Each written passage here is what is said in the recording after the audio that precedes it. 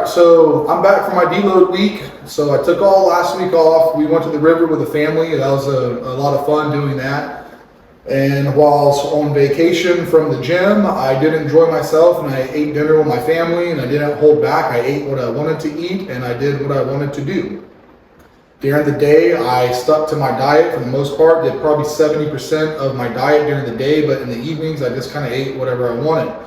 Now, the day of my vacation, when I started the deload week, that Saturday when I woke up and weighed in, I was 231 exactly. So from then till now, I weighed myself this morning, and this morning I weighed in around like 236. So I put on roughly 5 pounds, but the majority of that is probably water weight because I was eating high sodium foods and a lot of carbohydrates. I might have put a pound or two on in fat, but the majority of it is more than likely water retention. So that should come off pretty quick because my stomach hasn't changed much and neither has my vascularity. So that's what I'm going to chuck it up to. And even if I did gain 5 pounds of fat, I'll have that down in about 2 to 3 weeks. So on my last 12 weeks, to be completely transparent with you guys, I wasn't doing cardio until probably week 7 or 8. June 24th is whenever I got my Stairmaster, and I don't know what the exact date was. May 8th, actually I do. May 8th is whenever I officially started, and then June 24th is when I got my Stairmaster. So I didn't start doing cardio till almost 2 months into the 12 weeks. And then my diet was kind of not structured that great. I mean, I was on a diet, but my dinner was like, I was playing with my dinner and seeing where I wanted to land up with like vegetables and meat, because for a while I was doing like a vegetable soup with red meat, and then I switched that out to doing New York strips and ribeyes with sweet potatoes. Then eventually that got switched out from sweet potatoes to vegetables, and then the steak got switched out to chicken. Then that got switched out again to vegetables to a salad, and then so that kind of progressed. And then my meals increased over time, like the amount of red meat I was eating, the amount of rice I was eating, the amount of vegetables I was eating. My breakfast changed from no breakfast to egg whites and oatmeal to now yogurt and blueberries and bananas. Even my supplementation has changed.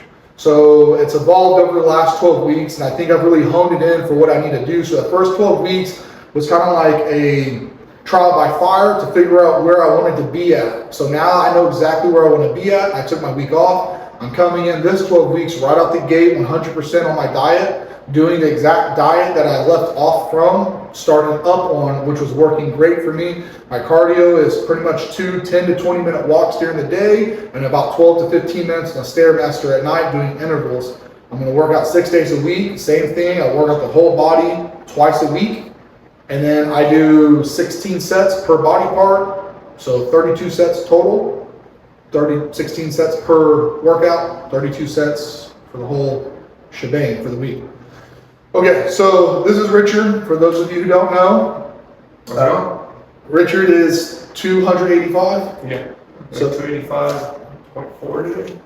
Okay, so he's 285 pounds, and I got videos. If you go back and watch my last video from Tuesday or Wednesday, whatever day, when the video I talk about taking off from the gym to go to the river, I talk about his weight loss back and forth. Okay, so he's not as heavy as he once was. He got up to 330, and then we got him down to 250, and then he went back up to about 285, 280, and he's been floating around there for the better part of a year. So he didn't go back up to his 330. He was able to maintain that 280, 285. So he gained about 30 pounds from where he was at, but he didn't continue to go back all the way up to where he started from. So he's in this, he says, like everyone says, he's in it, right, for the next 12 weeks. He started his diet today. He's doing the same diet I'm doing. It's just his portions are a lot smaller than mine are because we have to build his appetite up over the next couple of weeks because he's not used to eating that much food. And as he builds his appetite up and the hunger comes, we're going to adjust his food. I'll go over his actual diet and the portion sizes that he's eating on Sunday. I'm going to go over my diet and my portion sizes on Sunday as well. And I'm going to do before photos and after photos and during photos and current photos every Sunday like I was doing before, starting off at this weight. As you guys know, I'm gonna work out with my shirt off, so I don't hide any of my fat and grossness. You can see the progress going week to week because I'm not hiding under perfect lighting and perfect angles, man. You can see it all out there as it is and the transformation as it's happening. So what is your goal at the end of this? Are you just wanting to get down 20 pounds, 30 pounds, or what's the goal?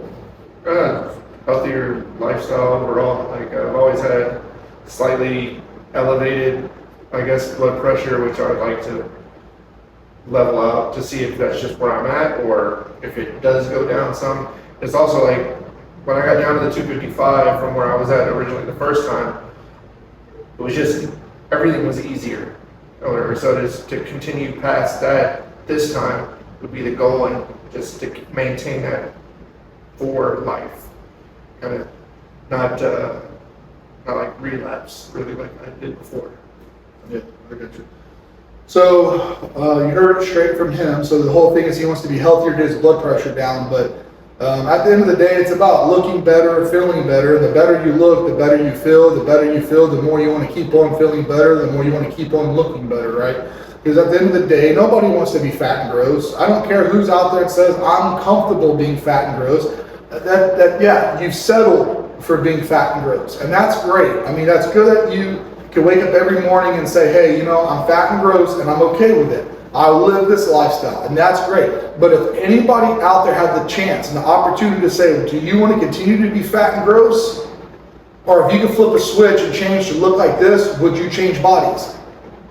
I'll be hard pressed to find anyone out there that's truly honest that would say, I want to stay being fat and gross, because it's just not in the cards for people. People don't want to stay fat and gross. It's just they either don't have the time, they don't have the lifestyle, they don't have the heart, the dedication, their work schedule, or just flat out they're lazy. And there's nothing wrong with being lazy. If you wake up, you go to work, you do your job, you put your 40 hours plus in, you pay your bills, you take care of your family, you're not a lazy individual. You take care of a lot of stuff, you take care of your family, you take care of your bills, your finances, you do your job. You're not a lazy person. You're just lazy at taking care of yourself. And there's a lot of people out there that just don't have the energy to take care of themselves after they put all this effort and energy into taking care of everybody else and everything else in their life.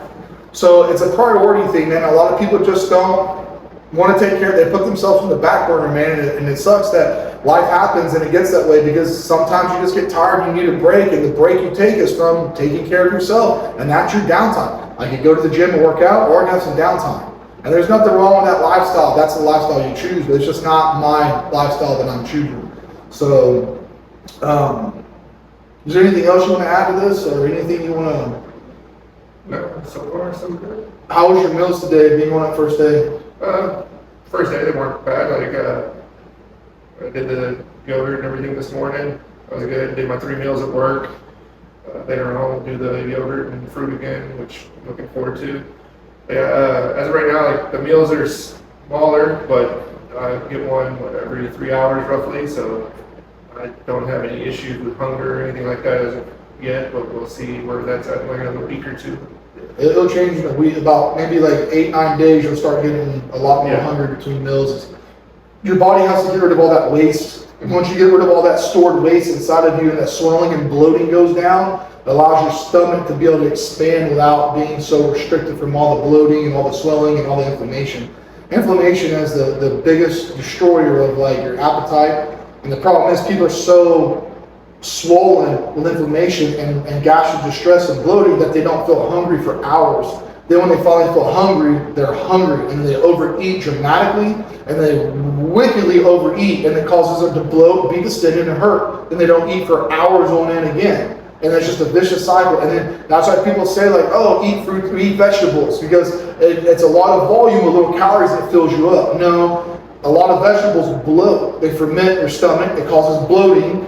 And then that bloating causes swelling. And that swelling causes pressure. And that pressure gives you the sensation of fullness.